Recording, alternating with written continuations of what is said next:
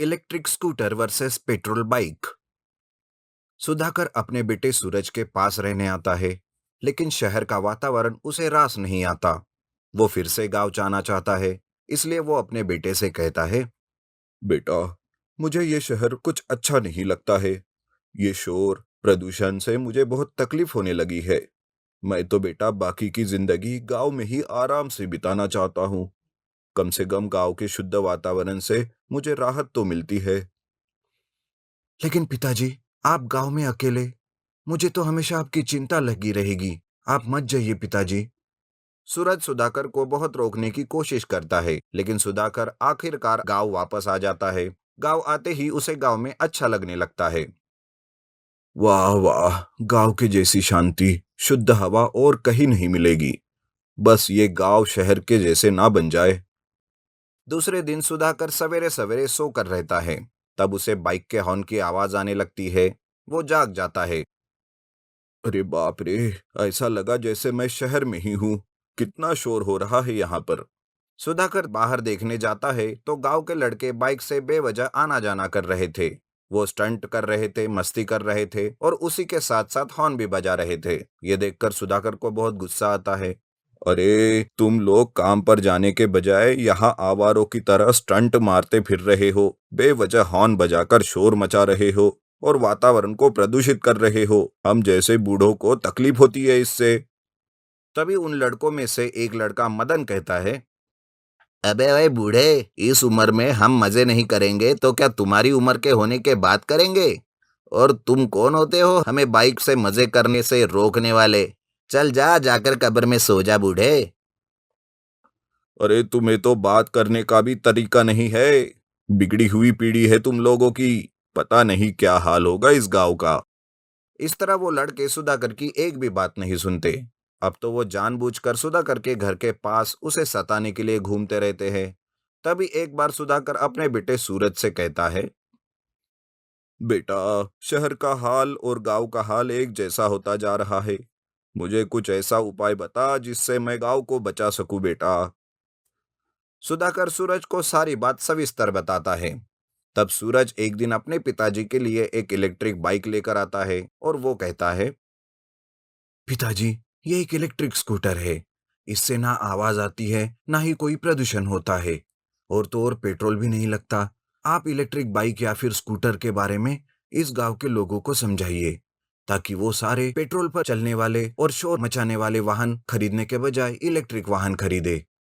उस दिन से सुधाकर भी गांव के लोगों को इलेक्ट्रिक वाहन के बारे में और उनके फायदों के बारे में बताते रहता है। कि तभी गांव वाले वो लड़के बाइक से वहां आते हैं। तब मदन कहता है, अरे ये बूढ़ा भी ना, यार अब तो ये भाषण भी देने लगा सबको। अरे भाई चाचा, तुम्हारी प्रॉब्लम क्या है?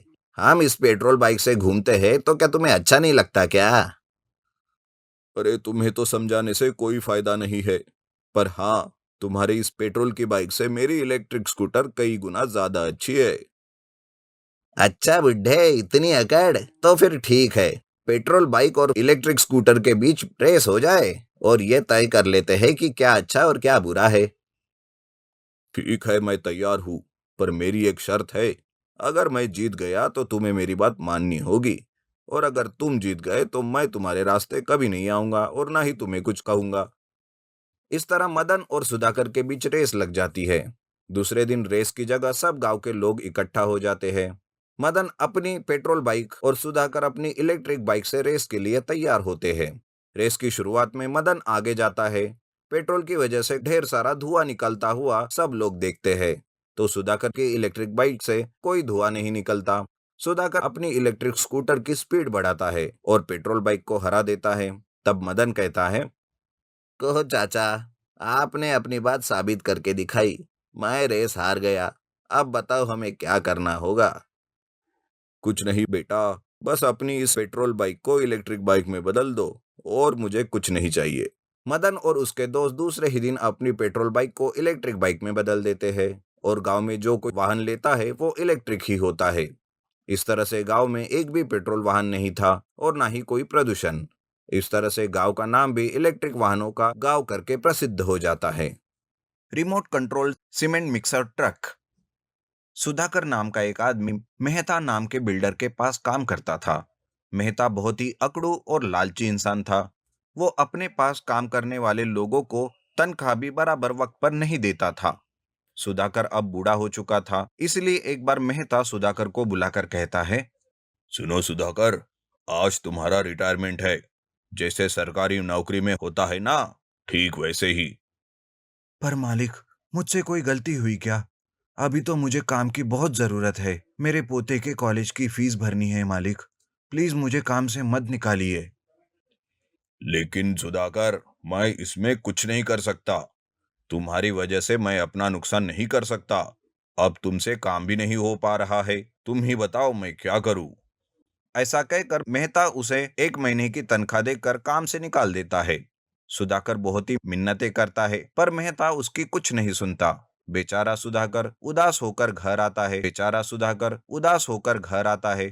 तभी उसका दोस्त मनोहर आकर उसे कहता है, अरे क्या बात है सुधाकर, क्यों ऐसे उदास बैठे हो? क्या बताऊं मनोहर, मुझे मेरे पोते राहुल की बहुत चिंता हो रही है। मेरे कारण कहीं उसकी पढ़ाई रोकनी ना पड़ जाए। मेरे सिवा उसका है ही कौन इस दुनिया में। मैं उसे तो कुछ बता भी नहीं सकता। अरे यार, तू ऐसी उल्टी सुल्टी बातें मत कर। पहले मुझे साफ साफ बताओ कि हुआ क्या है। तू कुछ बताएगा तभी तो मैं तेरी कुछ मदद कर सकता हूं ना। तब सुधाकर मनोहर को अपनी नौकरी जाने की बात बताता है। कैसे उसने मिन्नतें करके मेहता को मनाने की कोशिश की, लेकिन फिर भी उसने मना कर दिया और उसे नौकरी से निकाल दिया। ये सब सुनकर मनोहर कहता है, नहीं सुधाकर, ऐसे हार मत मान। इसमें भी कोई ना कोई उपाय जरूर निकलेगा। और हाँ, पैसों की जरूरत हो तो मुझे मांगने जरूर आ जाना। ऐसा कहकर मनोहर वहां से चला जाता है। लेकिन सुधाकर दिन भर उसी चिंता में रहता है। उसे काम पर ना जाते हुए और चुपचाप बैठा देखकर राहुल को शक होता है। तब वो अपने दादाजी से बात करता है। दादाजी, क्या बात है? मैं कल से देख रहा हूँ आप घर पर ही हो और बड़ी चिंता में दिख रहे हो। क्या बात है दादाजी, मुझे बताओ। अरे बेटा, मेरी तबीयत कुछ ठीक नहीं है। बस इसीलिए मैं आज काम पर नहीं गया। जाओ बेटा, तुम पढ़ाई पर ध्यान दो। सुधाकर अपने काम चले जाने के बारे में राहुल को कुछ नहीं बताता। लेकिन राहुल को सुधाकर की बातों से शक हो जाता है कि कहीं ना कहीं कुछ गड़बड़ है। तब वो मनोहर के पास जाता है और कहता है, सुनिए मनोहर दादाजी, आखिर मेरे दादाजी को क्या हुआ? वो बहुत परेशानी में दिख रहे हैं। आप उनके अच्छे दोस्त हो, इसलिए आपसे जानने की कोशिश कर रहा हूँ। आपको तो पता ही होगा ना। राहुल की बात सुनकर मनोहर उसे सच सच बता देता है, जिस वजह से राहुल को बहुत बुरा लगता है। तभी उसकी नजर मनोहर के पास रखे हुए एक पुराने सीमेंट मिक्सर ट्रक पर जाती है। तब वो मनोहर से कहता है, सुनिए मनोहर दादाजी, ये किसका सीमेंट मिक्सर ट्रक है? अरे बेटा, ये तो मेरा ही है। मैंने और तुम्हारे दादाजी ने मिलकर एक जमाने में इसे खरीदा था। अच्छा, लेकिन क्या आप मुझे ये दे सकते हो?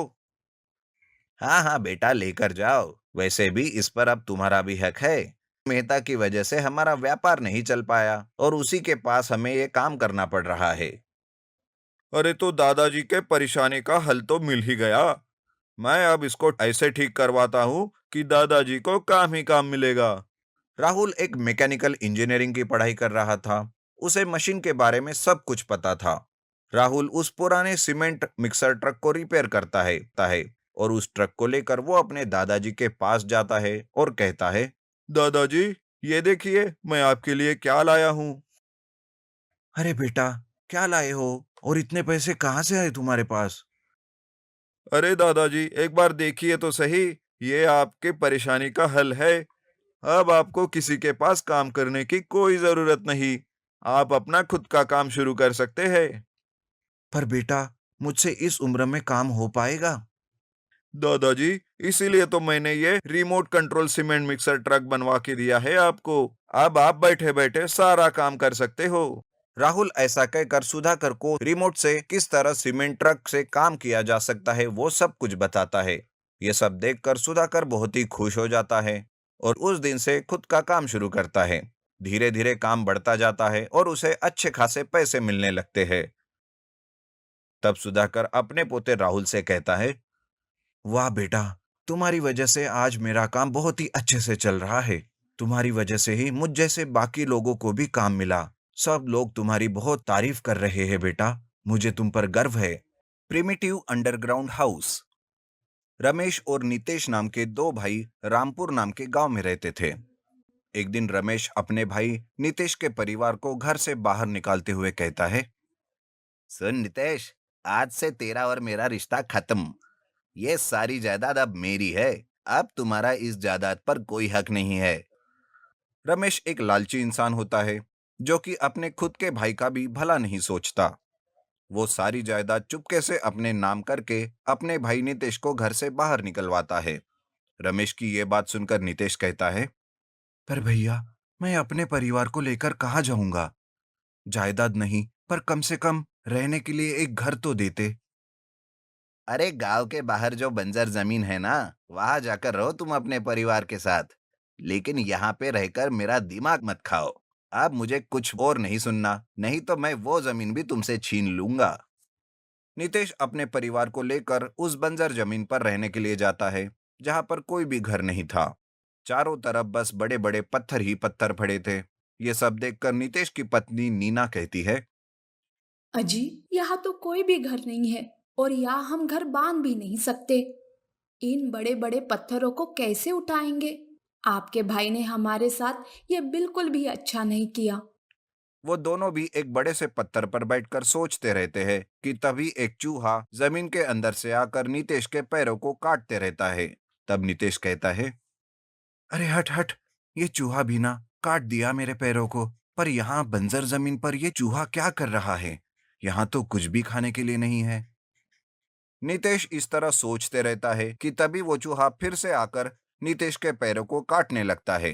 तब तो नितेश उसे मारने के लिए उसके पीछे भागता है। चूहा भागते भागते एक बड़े से सुरंग में जाता है। नितेश नीना को बुलाते हुए कहता है, अरे नीना, जरा यहाँ तो आना। देखो, यहाँ पर एक बड़ी सी सुरंग दिख रही है। नीना नितेश के पास जाती है और दोनों भी सुरंग के अंदर आते हैं। सुरंग से जाते जाते वो दोनों एक अंडरग्राउंड में पहुंचते हैं। तब नितेश कहता है, अरे नीना, आज से हम यहीं पर घर बनाकर रह सकते हैं। पर हमारे पास तो एक भी पैसे नहीं है, फिर यहाँ हम कैसे घर बनाएंगे? अरे नीना, जंगल में जो चीजें मिलते हैं ना, हम उन्हीं चीजों का इस्तेमाल करके प्रिमिटिव स्टाइल में अपना घर बनाएंगे। उसके लिए कोई खर्चा नहीं लगता है, बस मेहनत करने की जरूरत है।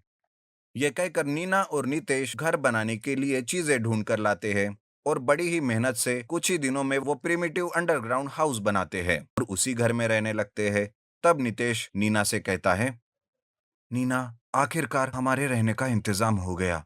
बस अब कुछ काम मिल जाए तो खाने का भी इंतजाम हो जाएगा। अगर ये जमीन खेती के लायक होती तो हमें कोई भी चिंता नहीं होती। पर क्या कर सकते हैं, आपके भाई ने जो धोखा किया है वो तो कोई दुश्मन भी ना करे। अरे अब छोड़ दो वो सब बातें। मैं कोई ना कोई काम ढूंढ ही लूंगा।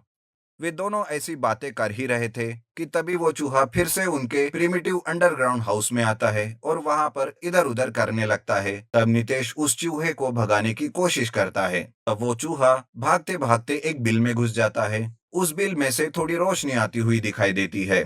नितेश जब वहां जाकर देखता है तब वहां पे एक हीरा होता है। हीरे को देखकर नितेश कहता है, अरे अरे नीना, इस बिल में तो एक हीरा है, लेकिन ये हीरा यहाँ कैसे?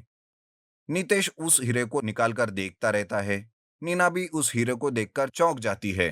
फिर नितेश अंडरग्राउंड में ही उस बिल में ताक झांक करने लगता है। तब उस बिल में एक दीवार दिखाई देती है और उस दीवार के पीछे कुछ लोगों के बातें करने की आवाज आती है। नितेश जब दीवार में लगे एक होल से देखता है तब उसे सारी बात समझ आती है। अरे ये लोग तो स्मगलर है, स्मगलर, जो स्मगलिंग करके हीरे यहाँ अंडरग्राउंड में छुपा कर रखते हैं। मुझे अभी पुलिस को इन्फॉर्म करना होगा। ये कहकर नितेश तुरंत ही पुलिस को फोन लगाता है और स्मगलर्स की सारी जानकारी देता है। पुलिस भी तुरंत वहां आती है और अंडरग्राउंड जाकर सारे स्मगलर्स को पकड़ लेती है। तब पुलिस कहते हैं, thank you very much Nitesh. तुम्हारी वजह से आज इस बड़े हीरे के स्मगलर्स को हम पकड़ सके हैं। तुम्हें इसके लिए 10% इनाम मिलेगा। पुलिस स्मगलर्स को पकड़कर ले जाती है और जेल में डाल देती है। नितेश को पुलिस की मदद करने के लिए 10% का इनाम, जो बहुत सारी राशि होती है, मिलता है। उसी के साथ जो हीरा चूहे से नितेश के घर में गिरा था, वो उसे बेचकर पैसे कमाते हैं।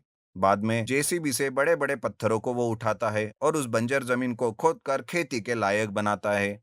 इस तरह से नितेश और उसकी पत्नी उसी प्रिमिटिव अंडरग्राउंड हाउस में रहकर खेती का काम करने लगते हैं और हंसी खुशी से अपनी जिंदगी व्यतीत करने लगते हैं।